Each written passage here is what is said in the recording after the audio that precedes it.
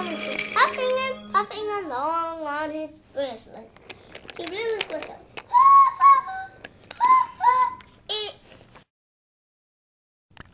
Hiro was huffing along the wheels when suddenly his wheels came off the wheels. Thomas bashed into Hiro.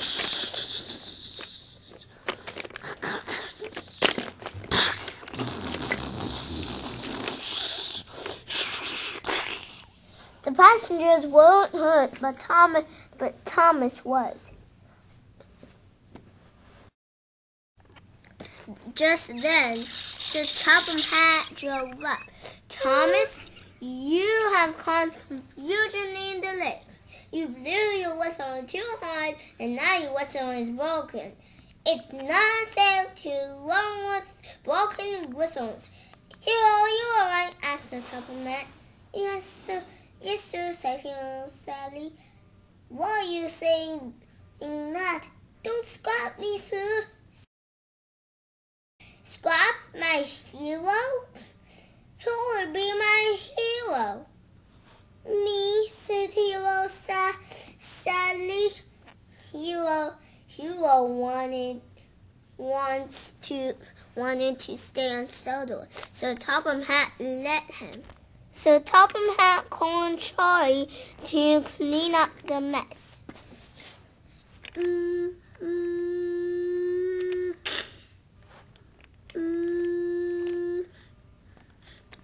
The mess was very hard to clean up. Charlie did his best. The work was harder than he thought.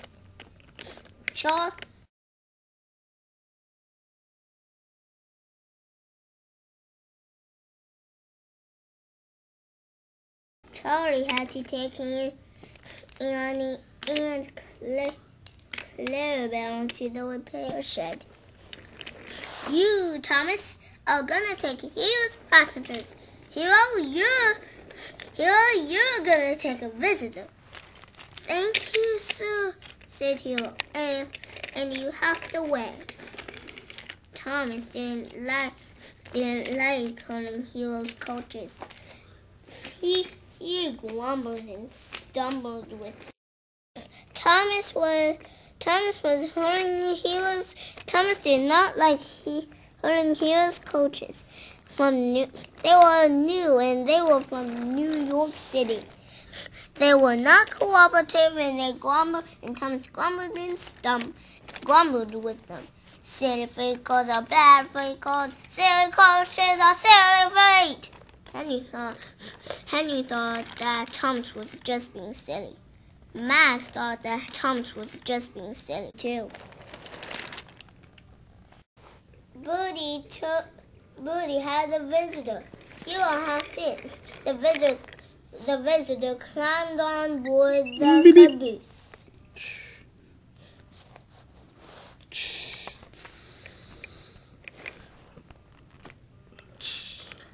And Hiro set off.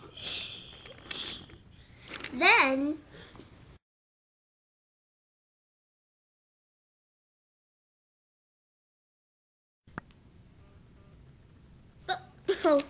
Thomas was humming along with the new coaches. He went over Rusty's shed. Rusty heard the rumbling. He was cross. He didn't like engines. The mainline engines going under him. It falls on his paint. Thomas and Rusty doesn't know who the engines are. It was Thomas who rumbled and grumbled about them. But then Thomas's other coach uncoupled, and Thomas ran into the buffers. Silly freight cars.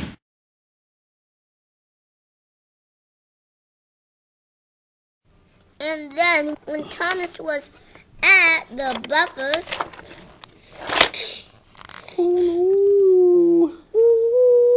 well, Thomas, that hurt. Thomas didn't like it.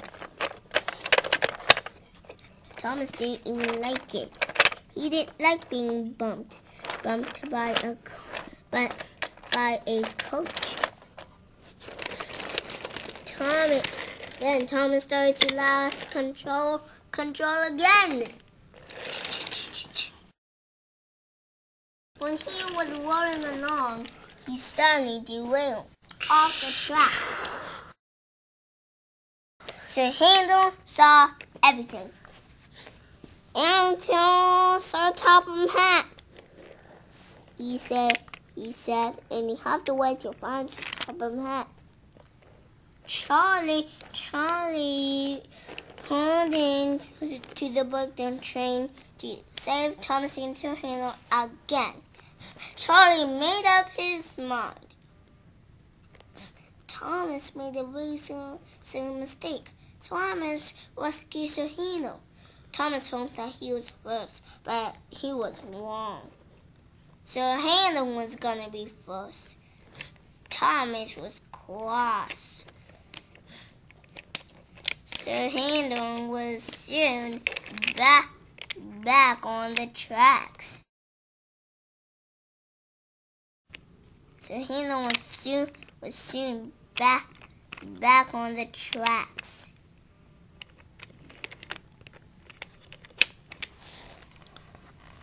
Thank you, Charlie, he said.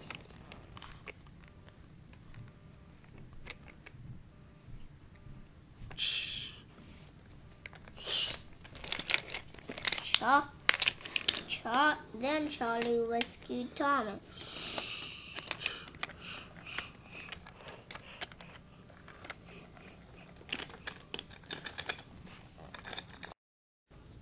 Charlie was saving Thomas back onto the tracks. Ready. Thank you, Charlie, said Thomas. Whistled Charlie. He steamed off. Rusty had to go on the edge of the track. Ooh, So Thomas could get by. I'm tingling, cried Rusty, and he raced off as fast as he could. He stopped in his cozy shed. He liked it here. He wished that he didn't have a job, but he did. You must take me to Mighty Mac at once, Rusty. They had broken down, so they can't move anywhere. Yes, sir, said Rusty.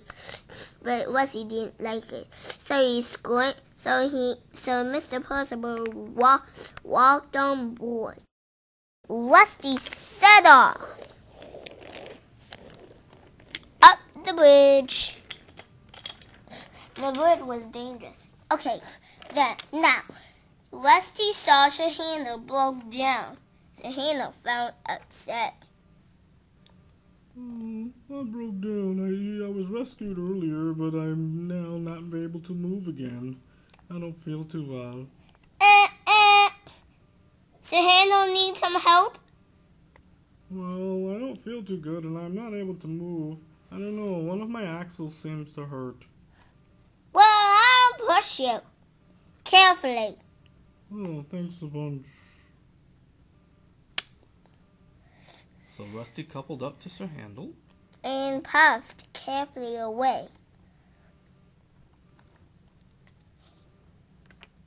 Ooh, said Sir Hiro, my axle was on good. I'm taking my time as I can. Thank you, I really appreciate it. Then Sir Hiro's axle started to feel better. Move on, Rusty, go faster. Do what you can. And he pushed forward just a little bit. Right through the station.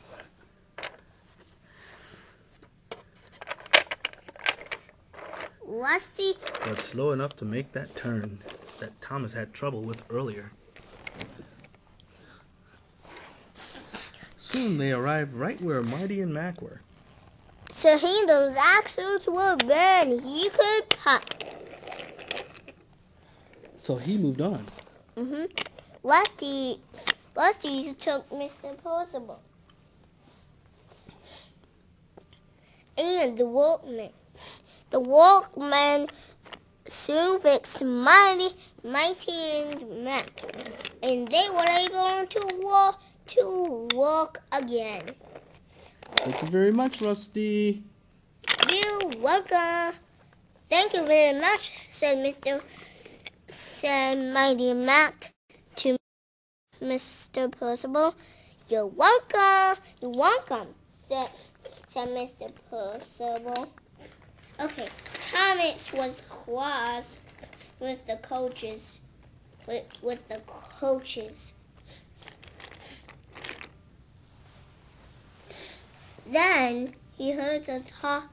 Then there was trouble. When Thomas accidentally passed the water tower. He wanted to take a drink, but he passed the water tower. And then Thomas had cracked a coupling screech. Had cracked his brakes. No one could help Thomas. Then there was a hoot and a toot. Where is Bow? Mavis came over the hill. He coupled up to Thomas and pushed him back to the water tower. But Mavis pushed Thomas too cranky. Mavis's driver decided to make her brakes work properly. They were working properly. And Thomas filled up with water. Corn splattered in his corn bunker. Then Mavis uncoupled it to do her work at the quarry. Thank you, Mavis, said Thomas. Thank you. And Thomas huffed away. Okay, now, while Diesel 10 and Lady were having tea, Diesel 10 turned the turntable to turn the points, and Diesel 10 told Lady Driver to get out of him and set her to start. Diesel 10 was gonna play a trick on her. Lady started to run forward. Oh no, Lady! It spilled on the turntable. Oh no, I'm gonna crash! Said Lady, and she crashed off the tracks. Lady's first wheel crashed off the tracks. Oh, Diesel 10 doesn't like me. He doesn't want me to have tea with me. that wasn't exactly according to plan. It was more of a joke. Uh-oh. What am I gonna do now? Didn't exactly mean for that to happen. Are you okay? No, I'm not. You're not where you landed after all. Well, I was actually trying to... Ooh. I was actually trying to give you a short ride there. I wanted it to just turn around a little bit like this.